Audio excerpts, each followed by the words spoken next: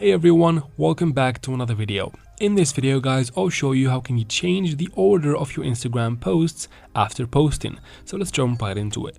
First, of course, you go ahead and open your Play Store or App Store to make sure the Instagram app is updated for everything to work properly.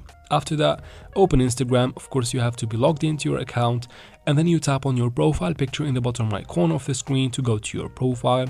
Here are all of our posts on Instagram.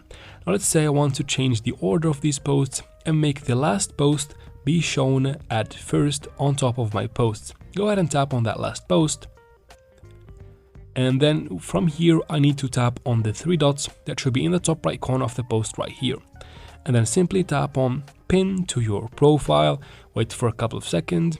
I'm gonna quit from here. And as you can see guys, the last post is reordered successfully and it is shown at first. Now if I want to reverse this action, let's go ahead and tap again on those three dots, and this time tap on unpin post, wait for a couple of seconds, and voila, I have reordered them successfully to the previous order. And that is it for this video guys. I hope it was useful. If it was, please like and comment down below. Don't forget to subscribe for future videos like this one, and as always, thank you very much for watching.